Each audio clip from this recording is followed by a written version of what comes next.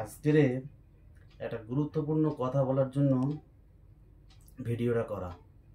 ঠিক আছে, এক্ষুনি একটা ভিডিও দেখছিলাম ফোনে। ভিডিওটা দেখে নিজের দিমাগটা আর কন্ট্রোল করে রাখতে পারলাম নি। মুখের ভাষাও খারাপ করা যাবে না।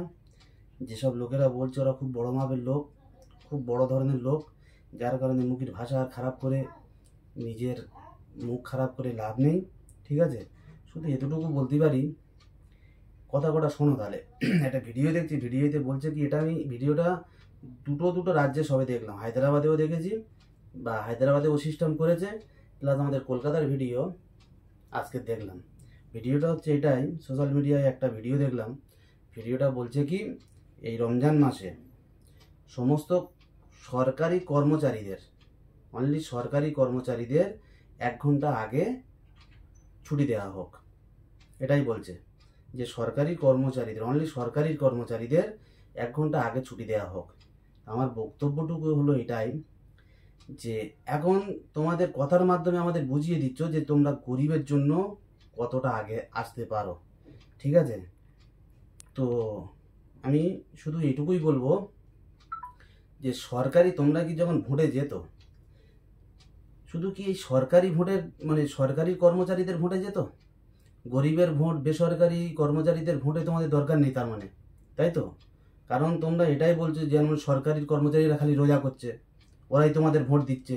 বেসরকারি কর্মচারীরা রোজা করে না, গরিবরা রোজা করে না, তারা তোমাদের ভোট দেয় না, তাই কি না? তাহলে যদি সরকারি কর্মচারীদের 1 ঘন্টা ছুটি হবে, গরিবের কর্মচারীরা কোথায় যাবে? বেসরকারি কর্মচারীরা কোথায় যাবে? গরিব মানুষ, কত গরিব মানুষ আছে, কত বেসরকারি মানুষ রয়েছে, তারা সকাল থেকে সন্ধ্যা পর্যন্ত রোজা করতে করতে তারা কাজ করছে।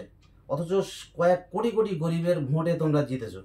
কয়েক কোটি কোটি গরিবের ভোটে তোমরা জিতেছো, কয়েক কোটি কোটি বেসরকারি কর্মচারীর ভোটে তোমরা জিতেছো।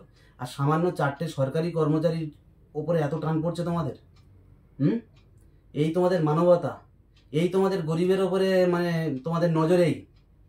গরিব গাধার গাঁড়ে যাক, গরিব গাধার গাঁড়ে যাক, তোমরা সরকারি কর্মচারীদের নিয়ে তোমাদের গাঁড় মারামারি করো। ঠিক আছে, সরকারি কর্মচারীদের বছরে গেলি 72টা 80টা করে ছুটি পাচ্ছে। ঠিক আছে, সারা বছরে মনে হচ্ছে 4 মাস 3 মাস ওদের এমনিতে ছুটি হয়ে যাচ্ছে হিসাব করে দেখলি। ঠিক আছে, তবু সেই সরকারি কর্মচারীদের ওপর এত টান। গরিবের কথা তোমাদের একটুও মনে পড়ে না?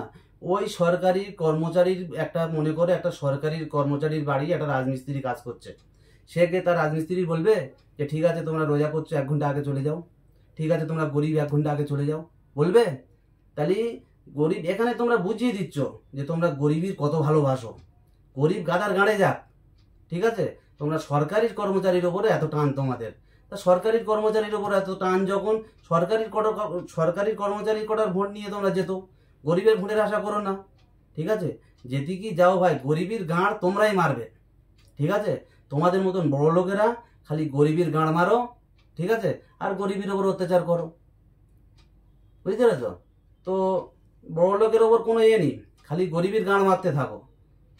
সরকারি কর্মচারীদের ওপর তোমাদের 1 ঘন্টা ডিউটি কমানোর এত যখন টান পড়েছে, এত যখন দরদ পড়েছে, গরিবের দেখা পাচ্ছ না, বেসরকারি কর্মচারীদের দেখা পাচ্ছ না। কত বেসরকারি মানুষ আছে, মোট বইছে, মানুষের বাড়ি জন খাটছে, মাঠে ঘাটে কাজ করছে, তাদের উপরে তোমাদের নজর নেই। তোমাদের নজর সরকারি কর্মচারী, কারা ব্যাংকে কাজ করছে, কারা স্কুলে চাকরি করছে, কারা কলেজে চাকরি করছে, তাদের উপরে। কটা মুসলমানের সরকারি কর্মচারী আছে? কটা? গুনতি কটা? বেসরকারি কর্মচারীর উপর একবার এসো না। কথাবার্তা ঠিকঠাক ভাবে বলো। ঠিক আছে, তো বেসরকারি ভোটের প্রয়োজন তোমাদের নেই। আর তোমরা গরিবের কতটা ভালোবাসো সেটা গরিব ভালো রকম বুঝতে পারছে। গরিবের গাঁড়ে না বাঁশ দিলে তোমাদের মতন মানুষরা বড়লোক হতে পারবে না কোনোদিন। গরিবের গাঁড়ে যত বাঁশ দেবে তত তোমরা বড়লোক হবে। ঠিক আছে, তো যাই হোক, এটাই আমার বলার ছিল। ভিডিওটা দেখো, বুঝতে পারবে।